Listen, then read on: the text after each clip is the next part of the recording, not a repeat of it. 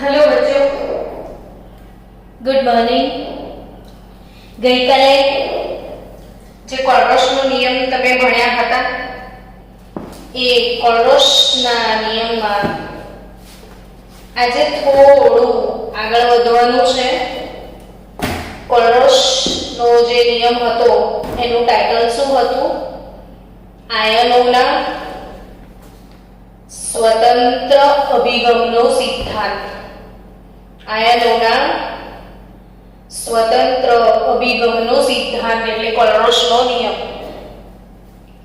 હવે તમારી ટેક્સ્ટબુક માં કોયડો 3.7 આપ્યો છે, એને આપણે સોલ્વ કરીએ। કોલરોસનો નિયમ શું હતો કે કોઈ પણ વિદ્યુત વિભાજ્ય AB હોય, ધારો કે કોઈ પણ विद्युत विभाज्य AB होय तो एनी सीमित मोलर वाहकता केटली? तो तेमां रहेला धनायन अने ऋणायननी सीमित मोलर वाहकताना सरवाळा जेटली। अर्थात આપણે કોયડો 3.7 સોલ્વ કરીએ એટલે ખ્યાલ આવી જશે। એમાં એવું કીધું છે કે CaCl2 અને MgSO4 આ બંનેની સીમિત મોલર વાહકતા શોધો। તો કેવી રીતે શોધવાની? તો આપણે જાણીએ છીએ કે કોલરોસના નિયમ પ્રમાણે મોલર વાહકતા લેમ્ડા m કેલ્શિયમ ક્લોરાઇડની મોલર વાહકતા કઈ રીતે મળશે? તો lambda naught Ca+2 +2 lambda naught Cl-। એવું નહીં લાગતું નાના નાના બચ્ચાઓના દાખલા છે, બટ બહુ જ પૂછે છે પરીક્ષામાં, MCQ માં ને બધામાં। તો હવે તમને આપેલી હશે કેલ્શિયમ ને ક્લોરીનની મોલર વાહકતા, તો કેટલું ઈઝી કામ થઈ ગયું। કેલ્શિયમ +2 ની મોલર વાહકતા છે 119 साइमन सेंटीमीटर स्क्वेर पर मोल, અને ક્લોરીનની કેટલી છે? તો ક્લોરીનની છે 76.3। ક્લોરીનની કેટલી છે? 76.3। તો સિમ્પલી શું બંનેનો ખાલી સરવાળો કરવાનો છે કે 119 વત્તા 76.3 ગુણ્યા 2 કરો તો 152.6 ने ए बनेनु कुल टोटल थसे 271.6 साइमन सेंटीमीटर स्क्वेर पर मोल। तो आ थई सीमित मोलर वाहकता। એટલે હવે તમને ઉતાવળ આવી ગઈ હશે, મેડમ જલ્દી જલ્દી અમે રહેવા દો, અમે MgSO4 નું કરી લઈએ જાતે, હે ને? ઇમોશન જાગ્યા ને? ચલો સોલ્વ કરો તો મેગ્નેશિયમ સલ્ફેટ નું MgSO4 तो शू करवानुं? लेम्डा सीमित मोलर वाहकता ऑफ मैग्नीशियम प्लस सीमित मोलर वाहकता ऑफ सल्फेट। तो मैग्नीशियम +2 नी सीमित मोलर वाहकता केटली आपी छे? 106 અને સલ્ફેટ ની सीमित मोलर वाहकता आपी छे 160। तो कुल मोलर वाहकता केटली थाय? तो 266 साइमन सेंटीमीटर स्क्वेर पर मोल। तो इजी થઈ ગયું કામ। હવે આ બહુ ઇઝી કોઈ વસ્તુ છે, આઈ થિંક તમને આવડી જાય। જો તમને કોઈ એવું કે લેમ્ડા m નોટ ऑफ एसिटिक एसिड केटली थाय? तो सूत्र શું બને કે lambda m nought acetate ion plus lambda m nought H plus ion. H plus ની તમે જાણતા હો, એસિટેટ ની જાણતા હો તો એસિટિક એસિડ ની મેળવી શકાય। પરંતુ બાળકો અહીંથી આપણે પાછા થોડી થિયરી પોર્શનમાં જઈએ। બહુ જ મજાની એક મોસ્ટ આઈએમપી થિયરી છે. ફરીથી એકવાર કહી દઉં કે મોસ્ટ આઈએમપી છે. કોમ્પિટિટિવ લેવલ માટે, નીટ માટે, ગુજકેટ માટે, બોર્ડ માટે, જેના પણ માટે સમજો તમે આઈએમપી ટોપિક છે. સમજીએ ફરીથી કોલરોસનો આયનોના સ્વતંત્ર અભિગમનો સિદ્ધાંત. તો આ જે કોલરોસ છે, કોલરોસ, આ કોલરોસનો જે સિદ્ધાંત છે ને બાળકો, કોલરોસનો સિદ્ધાંત એ ફક્ત અને ફક્ત પ્રબળ વિદ્યુત વિભાજ્ય જે હોય, પ્રબળ જે હોય, જેમ કે KCl, KBr, NH4Cl, KNO3, પ્રબળ એસિડ અને બેઝના જે ક્ષાર છે બધા પ્રબળ હોય છે. તો એ પ્રબળ વિદ્યુત વિભાજ્ય માટે જ છે. એ પ્રબળ વિદ્યુત વિભાજ્યની જ અનંત મંડળને મોલર વાહકતા શોધી શકે છે. તો કેમ, એ પ્રશ્ન તમને થાય. તો એ સિદ્ધાંત પ્રમાણે આજે ત્રીજી વાર ગ્રાફ દોરું છું એટલા માટે કે તમે 3 લેક્ચરમાં ગ્રાફ જુઓ તો આવડી જાય. શું હતું અહીંયા કોઈ કહેશે આ અક્ષ પર આપણે શું લીધું તું? જલ્દી જવાબ આપજો સ્પીકર ઓન કરીને. કોલરોસનો જે ગ્રાફ હતો એમાં આ અક્ષ પર શું હતું? જલ્દીથી. દિયા, હીરવા, પ્રાચી, માનસી, અંબા, જલ્દીથી જવાબ આપો. આ અક્ષ પર શું હતું, શું લીધું હતું? તો સાંદ્રતા, અને એ સાંદ્રતાનો બી રૂટ લીધું હતું C. એટલે એવું કહેવાય કે મોલ પર લીટર એની 1/2 ઘાત, અંડર રૂટ એટલે આ કશું અંડર રૂટ લખ્યું હોય એટલે 1/2 ઘાત કહેવાય. તો સાંદ્રતા C ની 1/2 ઘાત, ને સાંદ્રતા C મોલારિટીનો એકમ શું? તો મોલ પર લીટર, ને એની ઘાત 1/2 છે. તો આ સાંદ્રતા C under route C mall પર લીટર રેઝ ટુ હાફ, અને આ બાજુ આપણે લેતા હતા એની વાહકતા, તુલ્ય મોલર વાહકતા લેમ્બડા એમ લેતા હતા. ને પછી આપણે કોનો ગ્રાફ દોર્યો તો યાદ છે? તો KCl નો ગ્રાફ લીધો તો. અને KCl શું છે? તો કે પ્રબળ વિદ્યુત વિભાજ્ય. ત્યારે મેં તમને એક વાત કરી હતી કે પ્રબળ વિદ્યુત વિભાજ્યનો ગ્રાફ હંમેશા સુરેખા આવે છે. પ્રબળનો ગ્રાફ કેવો આવે બાળકો? સુરેખ. તો આ સુરેખ આલેખ મળે. તો સુરેખથી શું ફાયદો થઈ ગયો મેડમ એટલો બધો ખાસ? તો યસ, સુરેખથી શું ફાયદો થયો કે આ સુરેખને આપણે આમ લંબાવ્યો ગ્રાફને, તો આ અક્ષ પર આંતરછેદન મળ્યું. અક્ષ પર શું મળ્યું તમને? આંતરછેદન. અને જ્યાં આંતરછેદન આવ્યું એને આપણે અનંત મંદને મોલર વાહકતા એવું કહેતા હતા. આને શું કહેતા હતા આપણે? અનંત મંદને મોલર વાહકતા. અને આવું પ્રબળ માટે મેળવી શકાય. તો નિર્બળ માટે કેમ નહીં? આવો પ્રશ્ન થાય. તો નિર્બળનો એમણે ટ્રાય કર્યો ગ્રાફ દોરવાનો. તો જે નિર્બળ વિદ્યુત વિભાજ્ય છે 80 થી 80, પરીક્ષામાં આવો MCQ પણ આવે છે. 4-5 ગ્રાફ હોય તો નીચેના માટે કોના ગ્રાફ હશે? તો એટલું યાદ રાખજો બાળકો કે જે પ્રબળ સીધા ગ્રાફ હોય ને પ્રબળના, ને કર્વ સ્વરૂપના ગ્રાફ હોય ને એ નિર્બળના હોય. હવે વિચારો કે નિર્બળના ગ્રાફને તમે આમ લંબાવો તો કેટલું બી તમે લંબાવશો એ અક્ષને છેદશે જ નહીં. આમ કેટલું બી લંબાવો તો આનો આંતરછેદન ના મળે કોઈ દિવસ. ને જો આંતરછેદન ના મળે તો એની અનંત બંધને મોલર વાહકતા મળી જ ન શકે. કેવી રીતે લાવવાની? અઘરો વિષય થઈ જાય. એટલે અગત્યની વાત કે કોલરોસના નિયમ પ્રમાણે ફક્ત કોની મોલર વાહકતા મળશે? પ્રબળ વિદ્યુત વિભાજ્યની મોલર વાહકતા મળશે. નિર્બળ વિદ્યુત વિભાજ્ય માટે શું કરવું પડશે? તો ઓળોશે કંઈક બીજો રસ્તો બતાવ્યો છે કે ગ્રાફ પરથી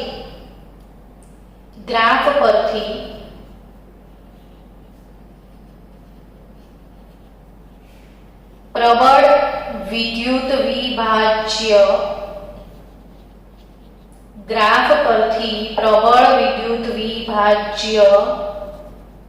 ની સીમિત મોલર વાહકતા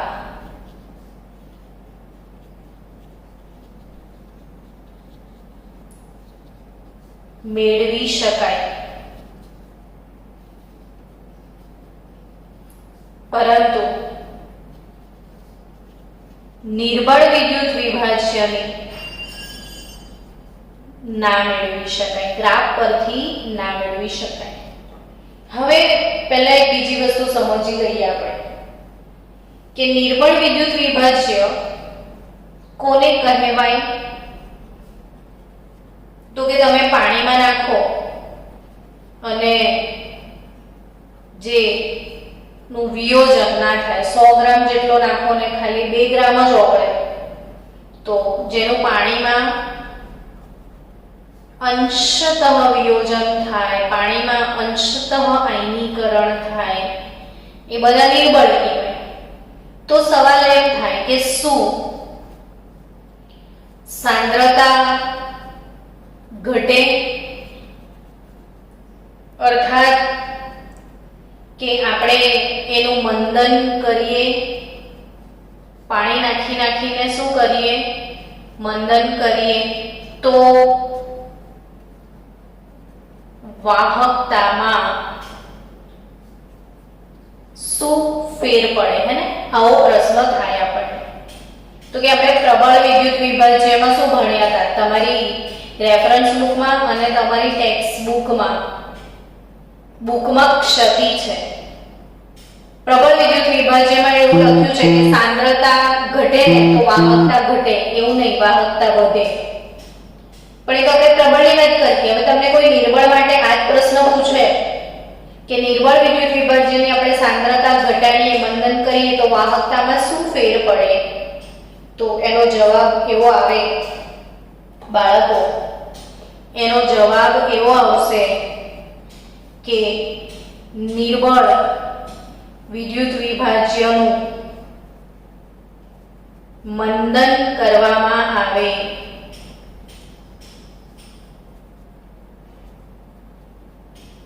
તો વાહકતા પ્રબળ કરતા પણ વિશેષ વધારો જોવા મળે છે. પ્રબળની તો વધે, પણ પ્રબળ કરતા નિર્બળમાં વધારે વધે. એટલે પ્રશ્ન એમ થાય હોય આવું કેવું? પ્રબળ કરતા બી નિર્બળમાં આટલી બધી વધી જાય છે, એનું કારણ શું?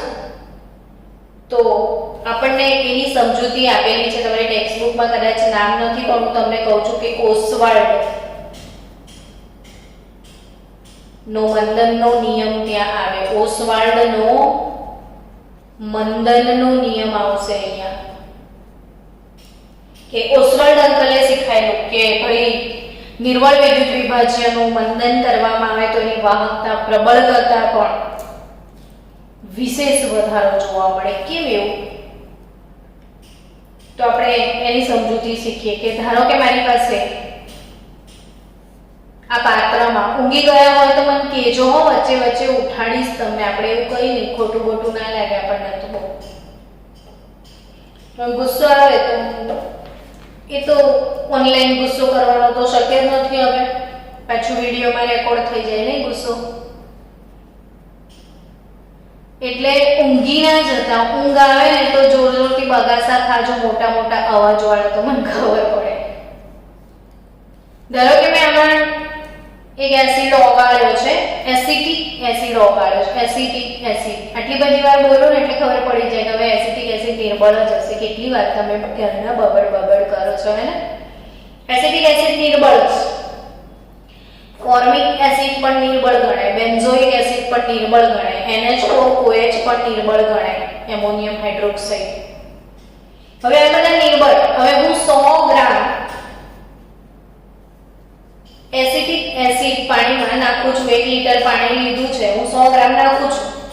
તો પ્રોબ્લેમ શું થશે કે આ નિર્બળ છે એટલે ધારી લો કે 2 ગ્રામ ઓગળે છે અને 98 ગ્રામ ઓગળ્યા વગરનો પડ્યો રહે છે. એટલે ઓગળ્યા વગર 98 ગ્રામ પડી રહ્યો. સમજો, બહુ નાજુક બાબત છે. હવે મને ઈચ્છા થાય છે કે આનું મંથન કરું. તો 1 લીટર પાણી તો હતું, બીજું 1 લીટર પાણી હું નાખી દઉં, ફરીથી 1 લીટર પાણી, એટલે 2 લીટર પાણી થયું. તો હવે શું સીન થશે કે પાણી નાખવાથી પહેલા 2 ગ્રામ ઓગળ્યો એટલે 2 ગ્રામના આયનો તો હતા જ એમાં, અને 1 લીટર પાણી નાખવાથી આ 98 ગ્રામમાંથી ફરીથી 2 ગ્રામ ઓગળી જશે એટલે 94 ગ્રામ પડી જશે. ફરી પાણી નાખશો ને તો ફરીથી એમાંથી 2 ગ્રામ ઓગળશે ને ફરી 92 ગ્રામ. એટલે તમે જેમ જેમ પાણી નાખીને મંથન કરો છો, જેમ જેમ પાણી નાખીને મંથન કરવામાં આવે, એટલા માટે દરેક વસ્તુ લખું છું કે તમે બી લખશો ને તો પાવરફુલ થશો. જેમ જેમ પાણી નાખીને મંથન કરવામાં આવે છે તેમ તેમ અવિયોજિત જથ્થો ઓગળવા માંડે. જેમ જેમ પાણી નાખો ને એમ ના ઓગળેલો જથ્થો ઓગળવા માંડે. તેથી મંથન કરવાથી 2 ફાયદા થાય. મંથન કરવાથી 2 ફાયદા થાય. પહેલો ફાયદો શું? નિર્બળમાં 2 ફાયદા થાય. પહેલો ફાયદો, આયનોની સંખ્યા વધે. અને તમને ખબર છે કે આયનોની સંખ્યા વધે તો વાહકતા વધે. આયનોની સંખ્યા વધે સાથે સાથે કુલ કદ વધે, એટલે માછલીને ફરવાની મજા પણ આવે. નાના બાઉલ કરતા તળાવમાં ફરવાની મજા આવે. જેમ જેમ પાણી નાખશો એમ એમ જગ્યા મળશે, એમ એમ આયનોનો અવરોધ ઘટશે, વાહકતા વધશે. એટલે અહીંયા જે નિર્બળ વિદ્યુત વિભાજ્ય છે એમાં ડબલ ફાયદો થાય છે. જેમ જેમ પાણી નાખશો એમ એમ અવિયોજિત જથ્થો ઓગળતો જશે ને અવિયોજિત જથ્થો ઓગળતો જશે એટલે આયનોની સંખ્યા વધશે, આ પહેલો ફાયદો. અને કુલ કદ વધશે, એ બીજો ફાયદો. એટલે વાવ, મજા પડી જશે આમાં તો. એટલે પ્રબળ કરતા પણ નિર્બળ વિદ્યુત વિભાજ્યનું મંથન કરવામાં આવે છે તો વિશેષ વધારો થાય છે, એટલે જ ગ્રાફ આવો મળે છે. પણ મજબૂરી છે કે આ ગ્રાફનો આંતરછેદન નથી મળતો ને હવે આંતરછેદન ના મળે તો એની અનંત મંથનની મોલર વાહકતા તો ગ્રાફ વગર મળતી જ નથી. તો લાવવાની ક્યાંથી? તો ફરીથી મોસ્ટ આઈએમપી ટોપિક શીખવા જઈ રહ્યા છો. યાદ રાખજો કે કોલરોશે પ્રબળ વિદ્યુત વિભાજ્ય, પ્રબળ વિદ્યુત વિભાજ્યની મદદથી નિર્બળ વિદ્યુત વિભાજ્યની સીમિત મોલર વાહકતા શોધી શકાય છે એવું શીખવાડ્યું છે કોલરોશે. ને એ કેવી રીતે એ સમજીએ તો કે જો આ એસિટિક એસિડનો અણુ જે છે એની બનાવટ આવા રીતે કરી શકાય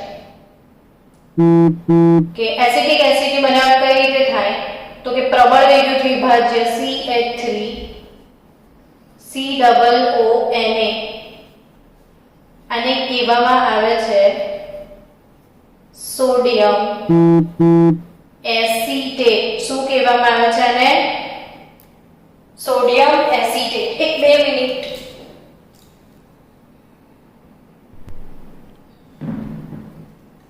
ચલો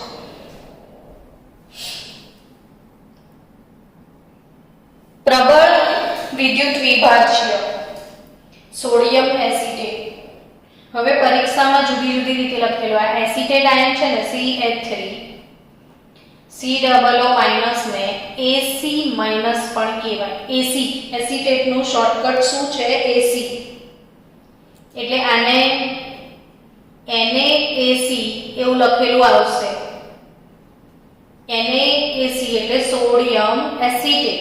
Na એટલે સોડિયમ ને AC એટલે એસિટેટ. હવે આ સોડિયમ એસિટેટમાં આ પ્રબળ વિદ્યુત વિભાજ્ય છે જેની ગ્રાફથી મળી જશે. એમાં હું HCl નાખી દઉં તો શું થાય? તો કે CH3 COOH પ્લસ મને NaCl મળશે. હવે સમજો કે સોડિયમ એસિટેટ પ્રબળ, હાઇડ્રોક્લોરિક એસિડ પ્રબળ, સોડિયમ ક્લોરાઇડ પ્રબળ. આ પ્રબળોનો ઉપયોગ કરીને નિર્બળ બી શોધી શકાય. આ નિર્બળ જ તો પ્રબળ, આની તો ગ્રાફ પરથી મળી જશે, આની બી મળી જશે, આની બી આપણી જોડે હશે. તો કેટલું સહેલું કામ થઈ ગયું. મોલર વાહકતા ઓફ એસિટિક એસિડ શોધવાની છે તો તમે આરામથી મોલર વાહકતા ઓફ CH3COONA લઈ લો પ્લસ મોલર વાહકતા ઓફ HCl લઈ લો ને માઈનસ મોલર વાહકતા ઓફ NaCl કરી દો અને પેલી બાજુ પાર્સલ કરો. ફાયદો શું થશે? કઈ રીતે એસિટિક એસિડ ની આવી ગઈ સમજો. તો કે આનું વિયોજન થાય. આ CH3COO એને આપણે છૂટી પાડી લખીએ તો λ0 acetate ion plus λ0 Na plus λ0 H plus λ0 Cl minus λ0 Na minus λ0 Cl minus. બધાને છૂટા પાડી દો તો ઓબ્વિયસલી Na કટ થઈ ગયો, Cl કટ થઈ ગયો. એટલે અલ્ટિમેટલી એસિટેટ અને H બે જોડ્યા તો મને એસિટિક એસિડ ની મળી જશે. તો આના આધારિત ટેક્સ્ટબુકમાં દાખલો છે જુઓ. ટેક્સ્ટબુકમાં કોયડો 3.8 આપણે સોલ્વ કરીએ. કોયડો કયો? 3.8 વાળો કોયડો સોલ્વ કરીએ. 3.8 માં શું આપ્યું છે જો કે NaCl HCl અને NaAC. NaCl HCl અને NaAC એની λm0 ના મૂલ્યો આપી દીધા છે. NaCl HCl અને NaAC ના λm0 ના મૂલ્યો આપ્યા છે. કેટલા? તો કે 126.4 425.9 ને 91. આ બધાનો કોમન એકમ લખી દઉં. સાયમન સેન્ટીમીટર સ્ક્વેર પર મોલ. દર વખતે એકમ એટલે લખવાનો કે મોડે થઈ જાય. તો HAC માટે મોલર વાહકતા ગણો.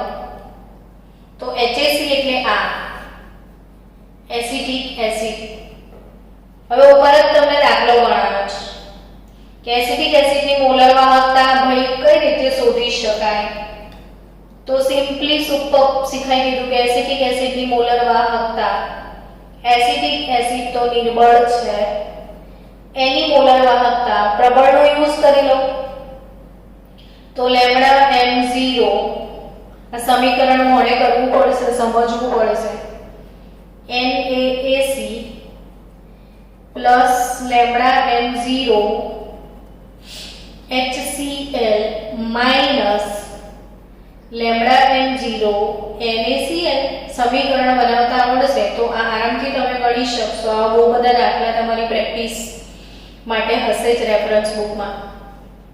તો એસિટિક એસિડ માટે NaSe ની વેલ્યુ છે 91 પ્લસ HCl ની વેલ્યુ છે 425.9 અને NaCl ની વેલ્યુ છે 126.4. તો 91 પ્લસ 425.9 માઇનસ 126.4 કરશો તો 390.5 સાયમન સેન્ટીમીટર સ્ક્વેર પર મોલ તમને આ બધી વેલ્યુ મળી જશે. તો આઈ થિંક ક્લિયરલી તમને ખબર પડી ગઈ હશે કે પ્રબળની આપણને ગ્રાફથી મળે છે, નિર્બળની આપણને ગ્રાફથી મળતી નથી. તો નિર્બળની વેલ્યુ કેવી રીતે શોધવાની? તો કે પ્રબળોની જે કિંમત છે એના સરવાળા બાદબાકીથી નિર્બળને મેળવી શકાશે. હવે થોડુંક વધારે આગળ જોઈએ. તમને NH4OH એમોનિયમ હાઇડ્રોક્સાઇડ આ કેવો છે? તો કે નિર્બળ. આની મારે લેમ્બડા m નોટ શોધવી છે. આપણી ટેક્સ્ટબુકમાં નહીં આપ્યો પણ ગુજકેટમાં પૂછ્યો તો હું તમને કરાવી દઉં એટલે પછી ક્યાંક પૂછાય આપણે તો આવડતો હોય આપણને. NH4OH નું પૂછ્યું હતું કે ભાઈ NH4OH નું કેવી રીતે મળે?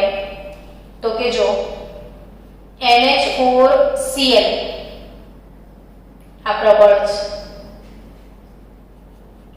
NH4Cl માં જો હું કોઈ બીજો પ્રબળ કે OH કે NaOH, અહીંયા NaOH બી નખાય KOH બી નખાય એટલે પાછા થોડીક અહીંયા પોતાનું મગજ વાપરવું પડે. NaOH પણ પ્રબળ છે, KOH પણ. તો હવે આ બંનેની પ્રક્રિયાથી NH4OH બની જશે ને. તો K અને Cl માંથી શું બની જશે? KCl. હવે ફાયદો શું?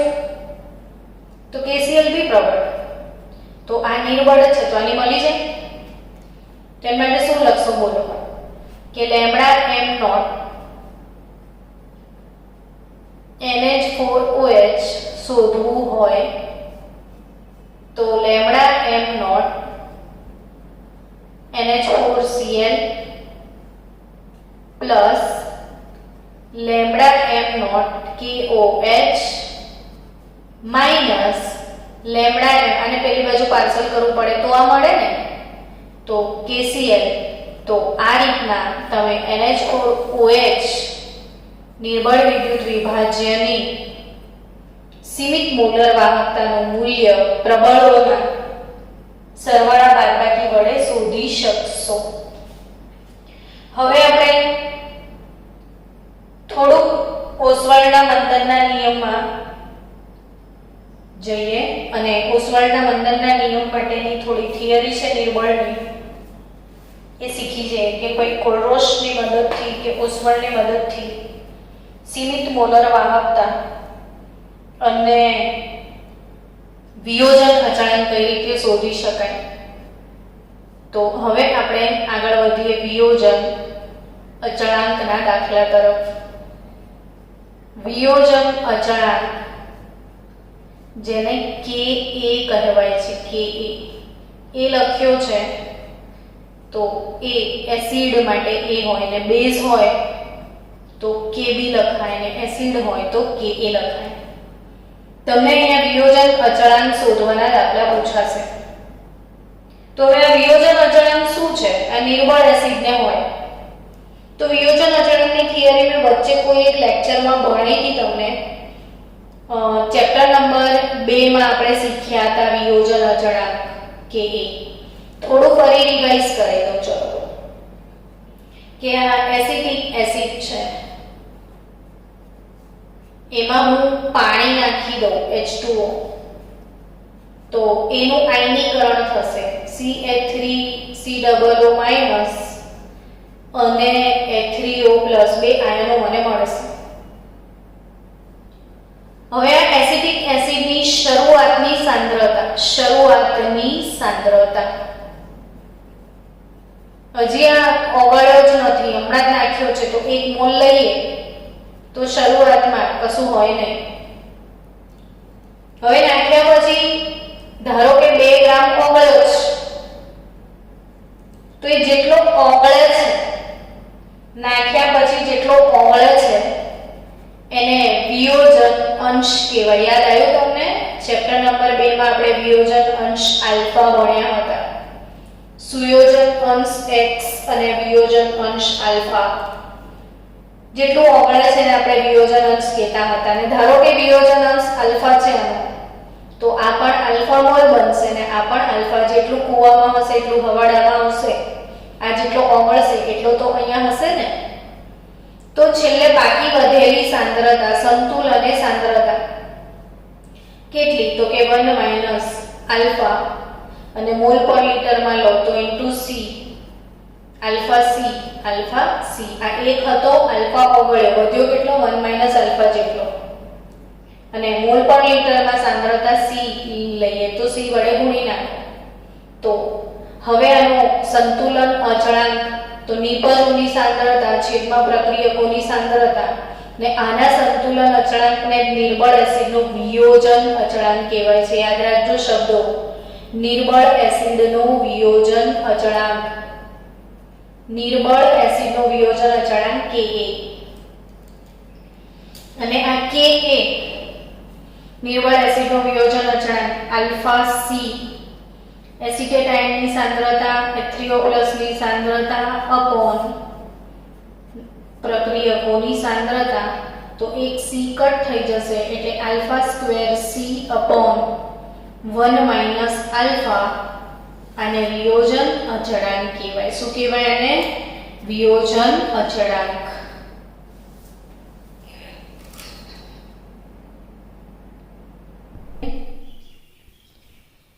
વિયોજન અચળાંક Ka,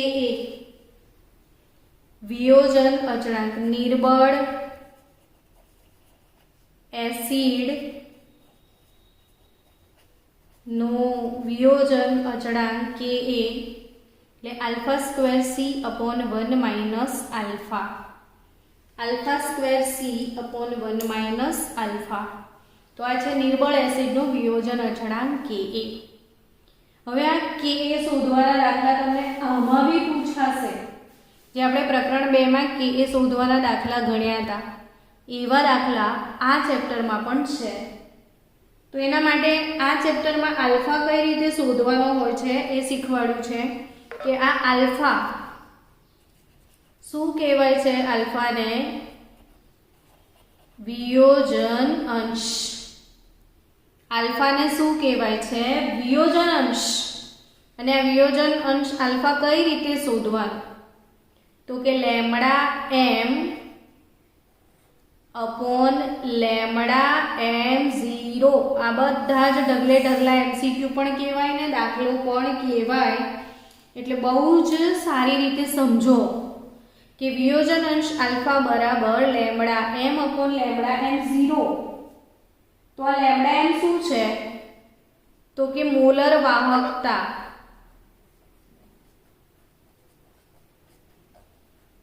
ને લેમ્ડા m નોટ શું છે? તો સીમિત મોલર વાહકતા. લેમ્ડા m મોલર વાહકતા ને લેમ્ડા m0 સીમિત મોલર વાહકતા. તો મોલર વાહકતા લેમ્ડા m ભાગ્યા લેમ્ડા m0 કરો તો તમને વિયોજન અંશ આલ્ફા મળી જશે. ને આલ્ફાની કિંમત આમાં મૂકી દો તો વિયોજન અચળાંક Ka પણ મળી જાય. તો હવે આવો એક દાખલો ગણીએ આપણે. દાખલા પરથી સમજણ પડશે કે આનું શું જરૂરત છે. તો તમારી ચોપડીમાં ફરીથી કોયડો 3.9 આપણે આજે સોલ્વ કરવાનો છે. કોયડો 3.9. 3.9 ની રકમ આપી છે 0.00128. 0.00 પછી 1028 મોલ પર લીટર એસિટિક એસિડ सांद्रता धरावता एसिटिक एसिडनी वाहकता 4.95 गुणिया 10⁻5 साइमन पर सेंटीमीटर है। जो एसिटिक एसिड माटे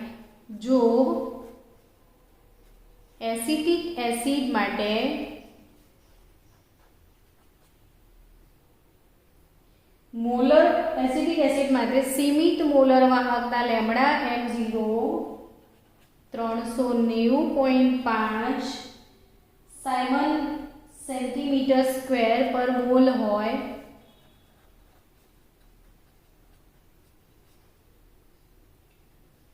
तो वियोजन अचळांक शोधो।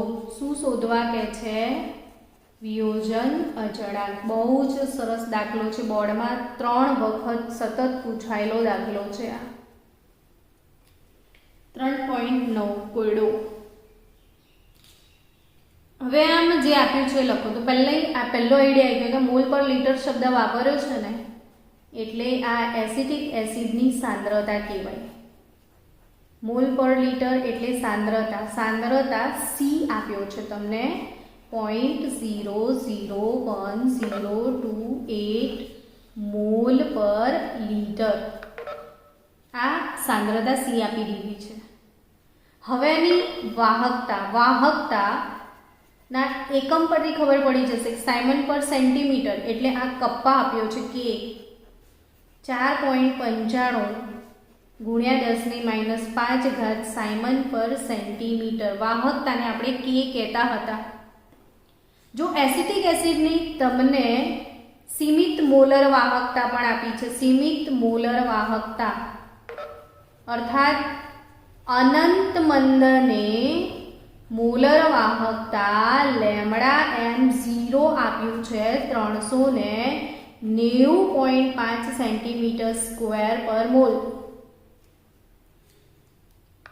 हवे शुं तो के हवे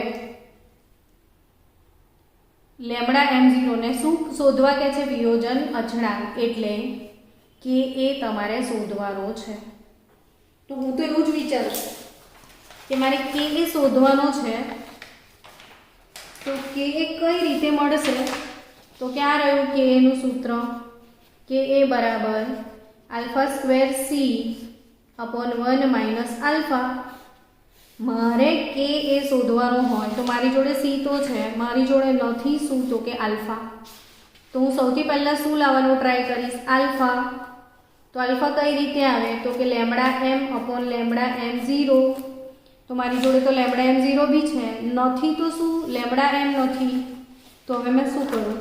तो सौथी पहला हूँ लेमड़ा m शोधी काढूं। लेमड़ा m एटले मोलर वाहकता। याद आव्युं? सूत्र शीखायेलुं ने? आ साइमन पर सेंटीमीटर में आप्युं छे तो मैं तमने एना माटे सूत्र शीखायेलुं 1000 कप्पा बाय सी। जो साइमन पर मीटर में होत तो आपणे कप्पा बाय 1000 सी लेता। हवे 1000 कप्पा बाय सी तो 1000 वेर इज अवर कप्पा अंकल? 4.95 गुणिया 10⁻5 सांद्रता सी 0.001028 मौलिक। तो अहीं आगळ तमारो जवाब आवशे 48.15 साइमन सेंटीमीटर स्क्वेर पर मोल। आई गई तमारी लेमड़ा एम। एटले हवे मने शुं मळी जशे? आल्फा। आल्फा के रीते मेळववानी? तो कि अल्फा मेळवવાનું सूत्र lambda m upon lambda m nought. We have lambda m 48.15 and we have lambda m nought वो है 390.5। सो हमको मिल जाने वाला है 0.1233। ये આપણું આવશે अल्फा। ને હવે આગળનું કામ તમે જાતે કરી શકો છો બાળકો. વિયોજન અચળાંક કે એટલે શું? તો કે alpha square C upon 1 minus alpha 0.1233 એનો વર્ગ 0.001028 સાંદ્રતા અપોન 1 માઇનસ 0.1233 ને આ કેલ્ક્યુલેશન તમારા નસીબમાં જાતે કરવાની આવશે તો 1.78 ગુણ્યા 10⁻⁵ મોલ પર લીટર આ તમારો જવાબ આવશે. તો આ એક બહુ જ સરસ મજાનો દાખલો છે. કોડો 3.9 ગણી નાખજો અને લખાણ સંબંધિત પ્રશ્નો 3.7 3.8 ને 3.9 ગણીને મને ગ્રુપમાં મોકલવાના. કયા 3, 7, 8, 9 આ 3 ગણીને મને ગ્રુપમાં મોકલજો. એટલે આવતીકાલનો ટોપિક વિદ્યુત વિભાજન વાળો જે છે ટેક્સ્ટબુકમાં આપણો ઓલરેડી પતી ગયો છે. એટલે કાલે આપણે શીખીશું બેટરી. કાલનો આપણો ટોપિક શું? બેટરી. સોમવારે આપણે ભણીશું ક્ષારણ. એટલે આપણું ચેપ્ટર પૂરું થઈ જશે. તો સોમવારે આપણે પ્રકરણ નંબર 3 પૂર્ણ કરી દઈશું અને મંગળવારે પ્રોટીન ભણીશું અને બુધવારથી નવું ચેપ્ટર ચાલુ. પ્રોટીનને 2 દિવસ જશે એટલે મંગળ અને બુધ પ્રોટીન ભણીશું. ગુરુવારે ટેસ્ટ અને શુક્રવારથી નવું ચેપ્ટર ચાલુ કરીશું.